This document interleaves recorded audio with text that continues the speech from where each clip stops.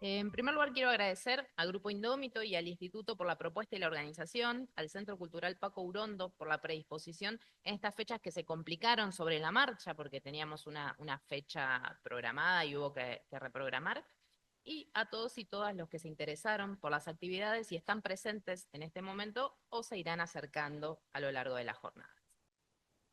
En lo personal, es sumamente esperanzador estar compartiendo con ustedes estas palabras y estas reflexiones, porque en realidad desde hace muy pocos años lo fantástico, lo terrorífico y lo bizarro es aceptado como objeto de estudio académico. Recuerdo mis años en la facultad, allá en la década del 2000, donde las materias de historia y teoría le daban la espalda a este tipo de producciones, a pesar de su gran peso en la cultura popular y la cercanía con algunos realizadores. En aquel entonces, un estudiante podía aspirar a querer ser Lynch, a querer ser Wells. Claro, eso estaba aceptado. Pero quedaba fuera del mapa aspirar a ser Pablo Parés, un Nicanor Loretti, incluso un Demián Rugna. Hay algo de la frustración que puede estar anclado ahí. La invisibilización de lo bizarro, de lo disruptivo, incluso de lo fantástico, ya sea por desprecio o desconocimiento, restringía los horizontes de referentes que un aspirante a cineasta podía estudiar en profundidad. Pero hoy nos convoca otro tema.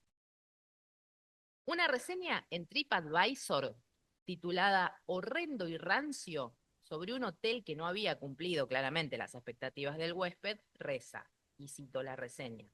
Luego de nuevos llamados, vinieron a ponernos en el aire acondicionado una pastilla de las que habitualmente se colocan en los sanitarios para mejorar el olor.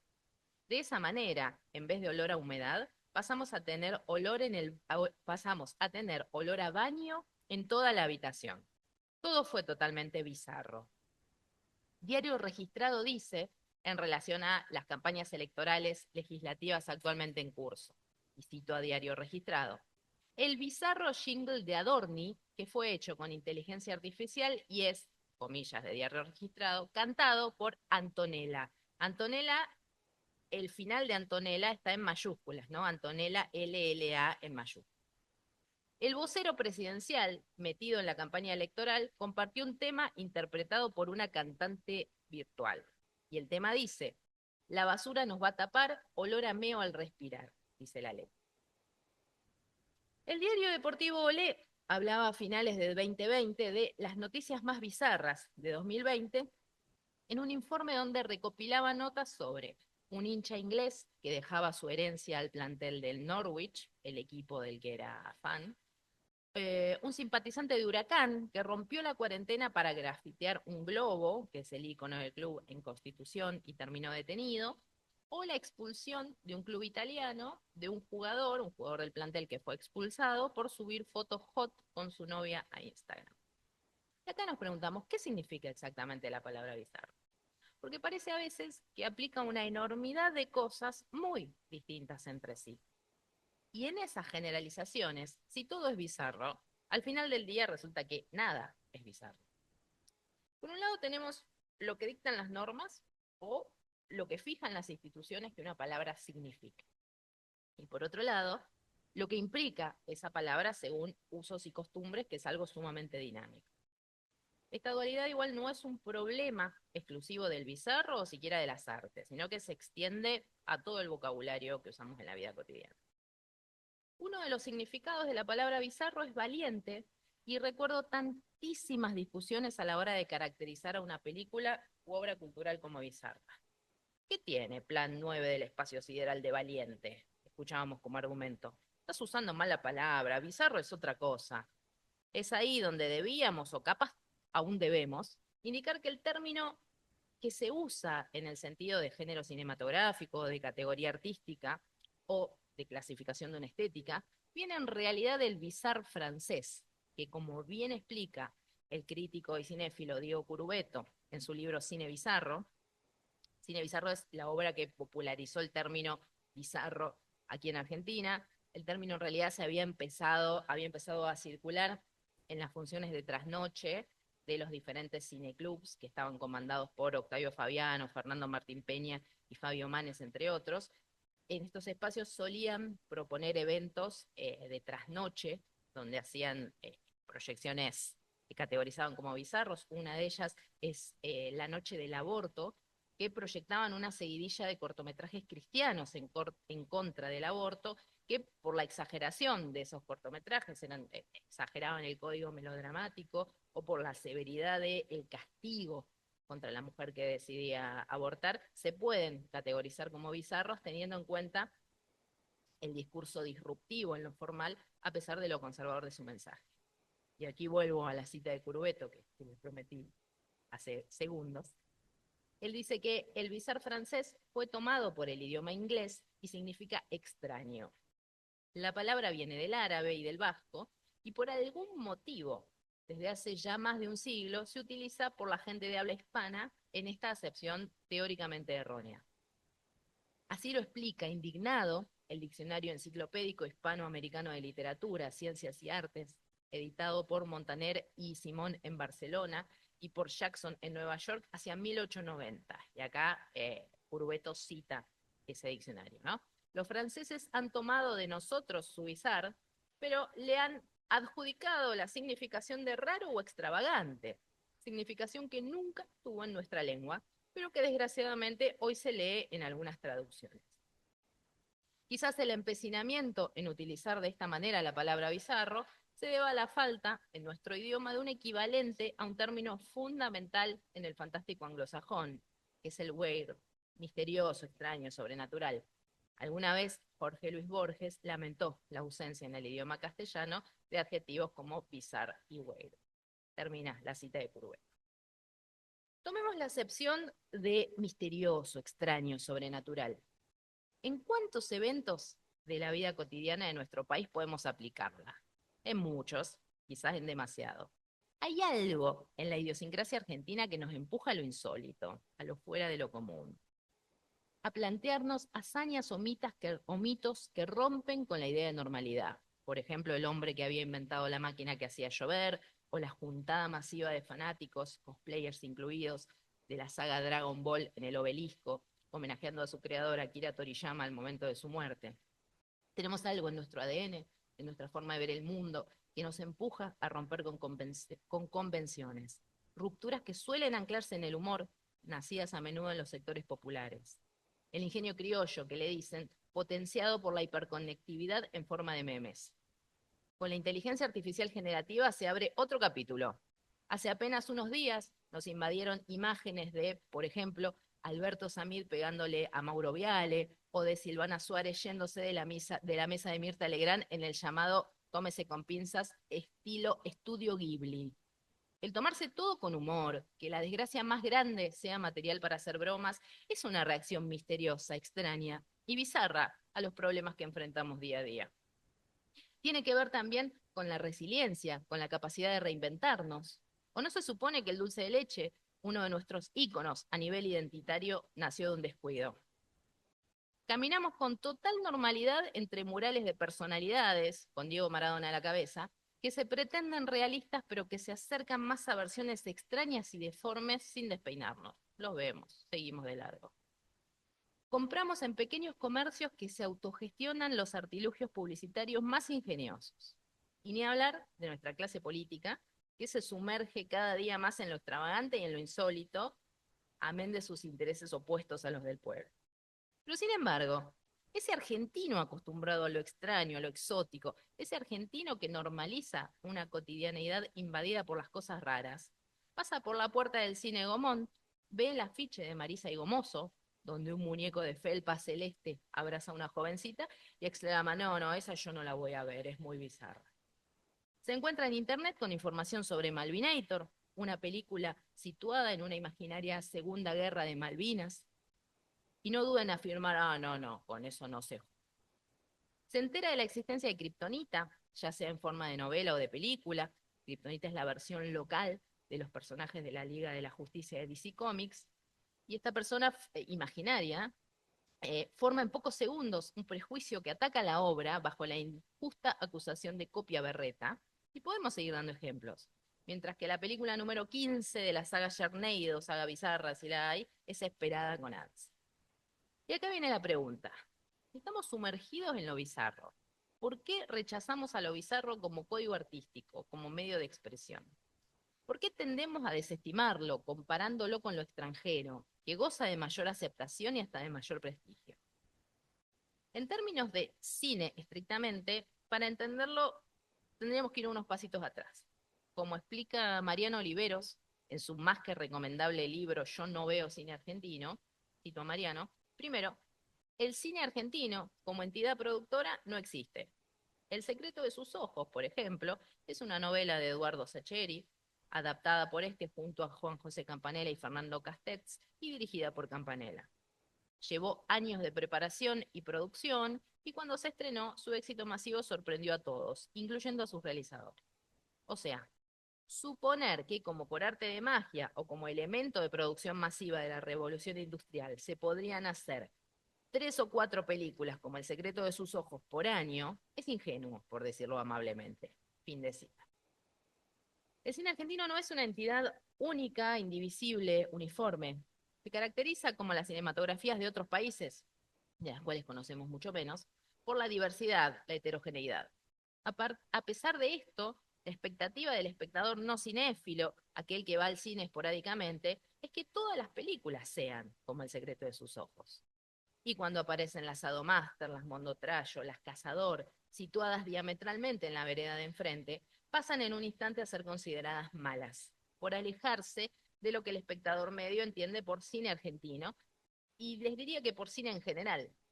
Hay un estándar aceptable en cuanto a tipos de personajes, calidad técnica mínima y modalidades narrativas, estándar del cual estas películas escapan, ya sea por propia decisión o por imposibilidades presupuestarias. Y esto no las convierte en películas malas. Resalta su carácter de extraño, su carácter de bizarro. ¿Por qué los argentinos como público estamos dispuestos a aceptar que personajes que tienen trabajos administrativos y demás, personajes de clase media, puedan vivir en brutos penthouse y dedicar tantísimo de su tiempo al ocio, como suele suceder en las producciones que, por ejemplo, se estrenan en Netflix? Eso no lo cuestionamos. Atrapados, por ejemplo, la serie Tendencia. La redacción donde trabaja el personaje de Soledad Villamil no parece Bariloche. Se acerca más a la idea que tenemos, por ejemplo, de ciudades como Oslo, de ciudades europeas. Eso es raro, eso es bizarro. Y lo tomamos con normalidad. Pero acá surgió otra cuestión. ¿Cuánto hay de aspiracional en los discursos de los cuales nos apropiamos? ¿Estamos cómodos proyectándonos en un personaje con un trabajo común que vive en una mansión? Sí, la respuesta es sí, obvio que sí.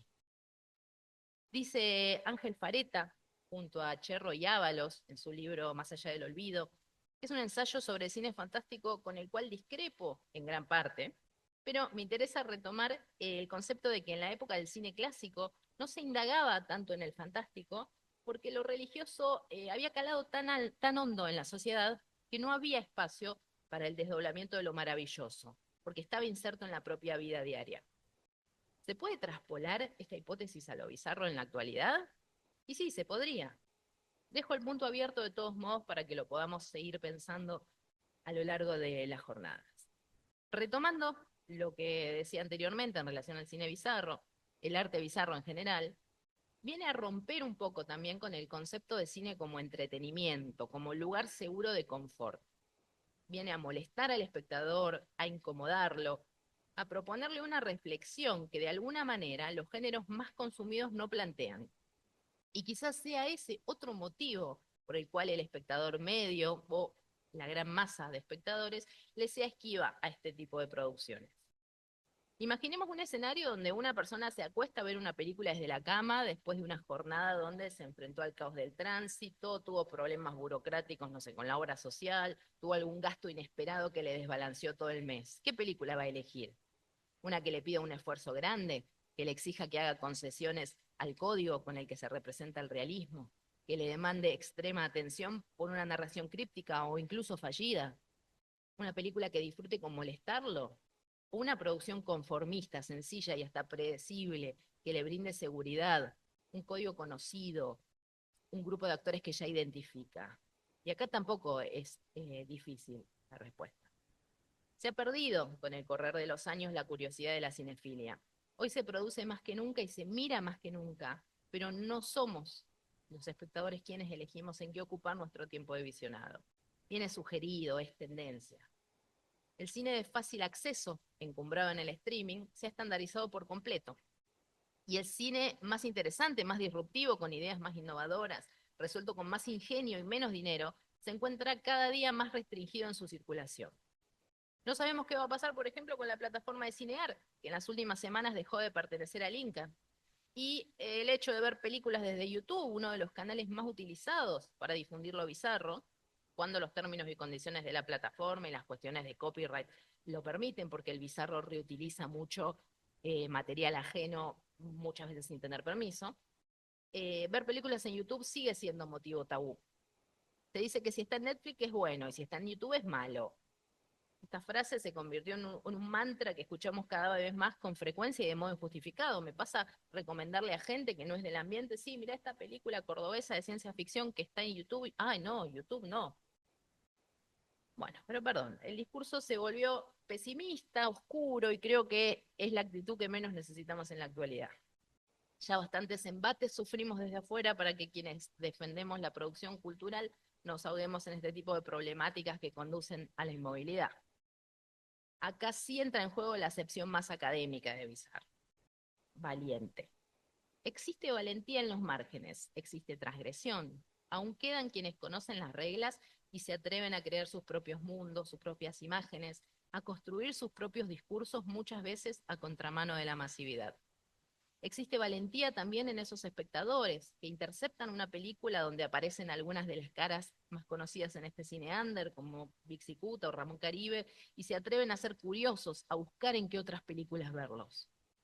Existe valentía entre quienes nos juntamos a pensar y de alguna manera revalorizar lo insólito, lo extraño, lo que se aleja de lo establecido, a buscar nuevos desafíos, a tratar de escribir la historia de aquello que aún sigue quedando afuera de los relatos establecidos.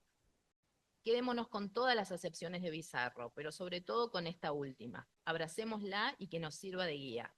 Seamos bizarros, seamos valientes. Muchas gracias.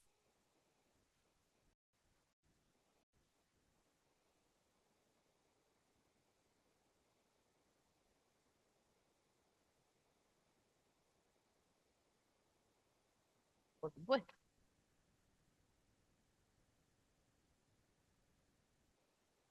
Y si no, no.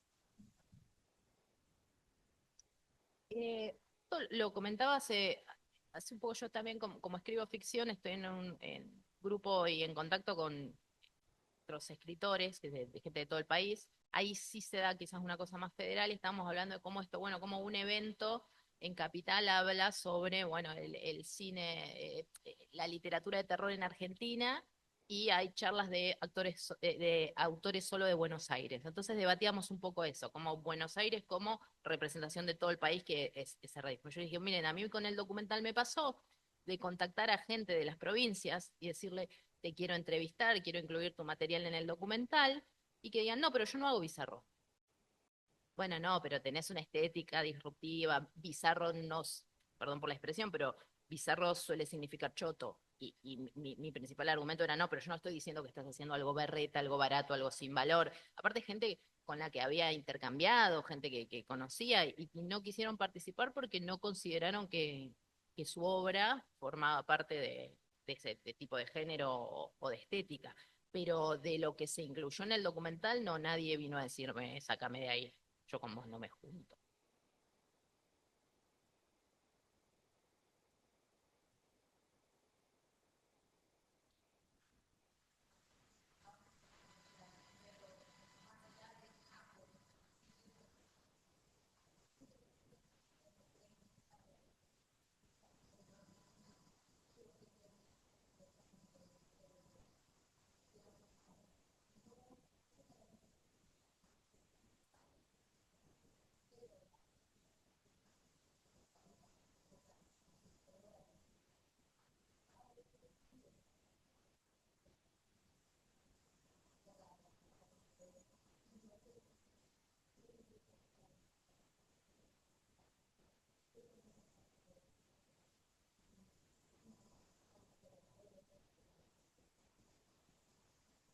Em, A ver, me parece que, bueno, yendo al caso particular de Mariana Enríquez, ¿no? Por ejemplo, me parece que ella no llega a ser bizarro lo que hace porque conoce bien los códigos del terror. Quizás hay una extrañeza para el que no es lector habitual y no conoce tantos autores locales que, uy, esta historia pasa en Constitución, esta historia es local, está situada en mi barrio. Quizás ahí aparece una cosa que es disruptiva con lo normal. Digo, aquí yo entiendo que la gente mayormente está habituada a leer, la gente que aún lee, está habituada más a leer autores extranjeros, entonces ahí surge una cuestión con los textos de ella más de acercamiento, no de repulsión, no decir, no, esto para mí no va.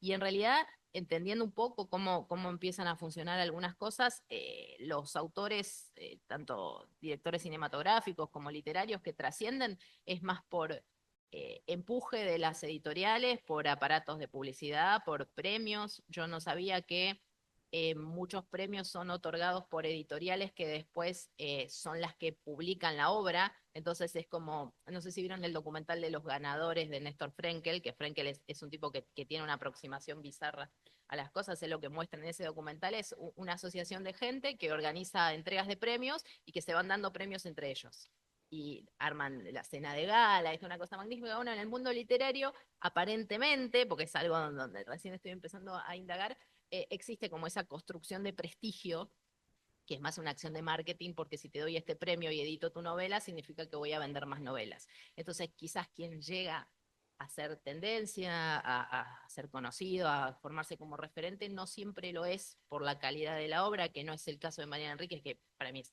la número uno, pero muchas veces quien está ahí como referente es más por una cuestión de marketing que la obra en sí. Y el bizarro queda afuera. De películas. Entonces, la pregunta sería si desde quienes hoy en día hacen cine bizarro en Argentina, se piensa en alguna manera de convocar a ese argentino promedio que en principio estaría reticente a ver cine bizarro, pero que se crió viendo ese cine bizarro que repasás en los primeros minutos del documental. Bien. Yo creo que cada realizador, realizadora va pensando su camino y entendiendo cómo ampliar o no su audiencia. Tenemos, por ejemplo, bueno, que están en Bizarrofilia, la gente de Gorevisión, que viene Germán Magariños mañana a la charla con realizadores, y ellos hacen las películas entre amigos para divertirse, y si la ven 5, 10, 5.000 personas y las compra Netflix, medio que es lo mismo porque el sentido para ellos es el hecho de hacer cine, el hecho de juntarse, pero hay otros realizadores, como por ejemplo Pablo Parés, que entiende muy bien determinadas tendencias y determinados focos que pueden llegar a tener interés. Marisa y Gomoso, justamente, está basada en el programa de La Ola está de fiesta, que era Flavia Palmiero con un montón de hombres, hombres o mujeres, no sabes qué es porque no traje, pero disfrazados de muñecos gigantes, y vos lo ves hoy día y ves videos de ese programa en YouTube, y decís, che, pero le estaba haciendo un comentario medio desubicado, esto era para infantil, ¿por qué le habla así? Creo que Grok era.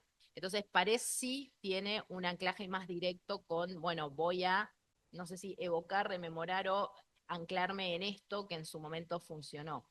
La gente de Fomento Producciones también tienen una búsqueda muy ligada a lo que han sido las películas de Bañeros, a lo que han sido las películas de Olmedo y Porcel, que para mí están en un limbo, no querían ser bizarras, sino que envejecieron muy mal, muy mal.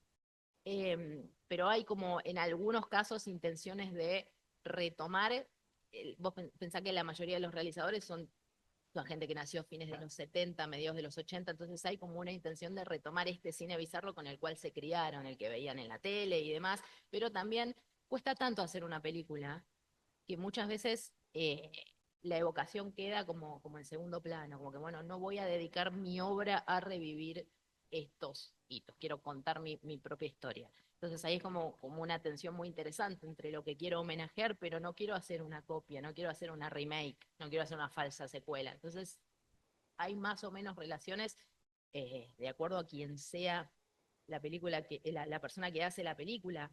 Y en relación a recuperar esos espectadores que han dejado de ver cine argentino. Mucha gente se crió viendo eso en la tele mismo y después hoy día dice, no, si no está Darín no lo veo y demás. Eh, es complicado. El espectador que ve cine argentino, bueno, también lo estudia Mariano Oliveros, es como grupos determinados de determinadas edades, más que nada se va al cine en pareja, parejas de entre 40 y 50 años, ese es como el espectador modelo, digamos, del cine argentino.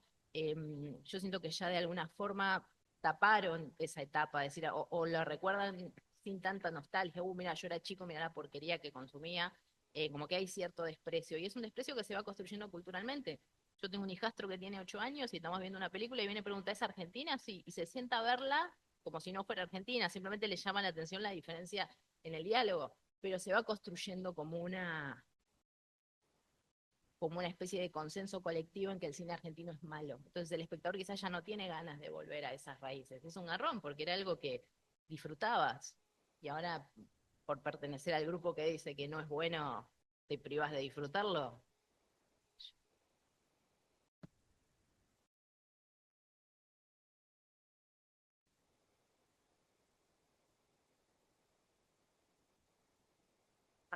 Detecto como una contramarcha con lo que está pasando con el terror en cuanto al el casting, ¿no? A los actores y actrices involucrados. Porque esto que menciona, que de repente Mingo y Aníbal contra los fantasmas, que teníamos que mencionarlo, pues si no hay una maldición, eh, Olmedo y Porcel y tal, formaban parte como del Star System, hacían esas películas y hoy el Bizarro se hace más que nada con amigues y con actores que quizás no son conocidos para el gran público, sí son conocidos para quienes vemos Bizarro. Y en el terror hubo como un viraje a contramano, en realidad ahora están apareciendo como más estrellas, bueno, Pepe Soriano, Marilu Marini, como que empezaron a aparecer más, quizás del 2010 para ahora, que estamos como en ese momento de boom, y no sé, si mirábamos, alguien te está mirando y demás, no estábamos viendo tantas estrellas convocantes. Hay como un viraje, ¿no? Uh -huh. Y en ese sentido, en esa elección, ya hay como una decisión propia del Bizarro de decir, bueno, hasta mismo en Parés, que a Parés le encantaría, digamos, llenar salas y es una preocupación que tiene y que la manifiesta constantemente, pero aún así, digamos, no lleva actores o actrices que decir, bueno, Darín, por ejemplo, Darín dijo 1000 veces, quiero que me llamen para hacer una película de zombies, y no lo llama. Entonces, quizás ahí está la punta, pero sin embargo hay algo como de decisión estética quizás del Bizarro que, no sé, se mantiene con ese casting de amigas. Sí, a ver, por un lado, yendo a las pelis de Mingo y Aníbal y demás, que de hecho mis padres siempre cuentan, y es muy gracioso, paréntesis, que la primera película que yo vi en cine fue dentro del vientre de mi madre y fue Mingo y Aníbal contra los fantasmas, y eso explica muchas cosas. Eh, creo que ahí había como una cuestión de, bueno, diferentes casas productoras tenían diferentes figuras, estaba Argentina Sonofilm con toda la saga de Bañeros y demás, entonces iba dando cierta continuidad, porque también era un modelo de cine que permitía tener un estreno comercial, entre comillas, tanque una vez por año o dos. Hubo un año, creo que fue en el 86, que de Brigada Explosiva se estrenaron dos películas, una para las vacaciones de verano y otra para las vacaciones de invierno, que hoy día no existe más ese modelo de producción. Entonces yo creo que había cierta continuidad de la mano con que había cierta continuidad del cine. El cine argentino no se ha extendido mucho en sagas. Superagentes, Olmedo y Porcel, que no son una saga, pero son como una dupla muy, muy reconocida y demás, pero no hubo mucho eso. Entonces, por un lado, sí, era una especie de Star System, podemos aplicar ese término, porque están muy relacionados también con las formas de actuación populares, ¿no? No es que encarnaban un personaje diferente en cada película. Vos ibas a ver a Franchella a hacer la muletilla de Franchella, y eso funcionaba. Entonces, en primer lugar, creo que teníamos ese modelo porque la industria del cine en general permitía tenerlo. Con el Bizarro también me parece que el hecho de que no haya figuras del mainstream en el Bizarro también me parece que está ligado a los modos de producción. Cuando se hace una película bizarra, no se contratan seguros. Por ejemplo, mismo Parés cuenta que en Doctor Cerebro tuvieron un problema con una flecha que casi le pegan un flechazo en el medio de la cabeza.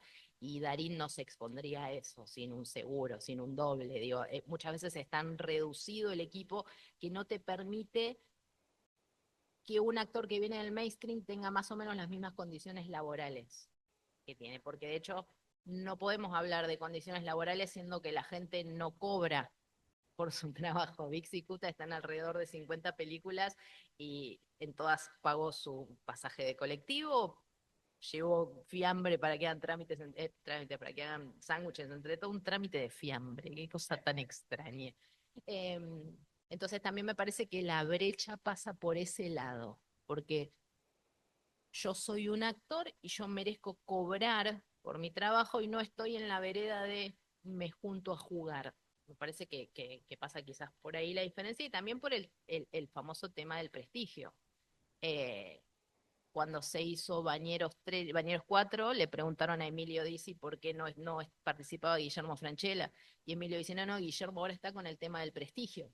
Guillermo venía a hacer el clan, si no me equivoco. Entonces también eso que plasmó también Emilio Dizzi en esas palabras en su momento tiene que ver el tema del prestigio, pero de pronto hacen una mega película comercial como Corazón de León, que es más conocida como Franchella Enano, que esa película es bizarrísima y está en Netflix. Entonces podemos pasarnos las 48 horas de la jornada debatiendo en continuado porque sí o porque no, porque no es, pues Sí, o las de Pedro Alfonso y compañía. sí. Aus.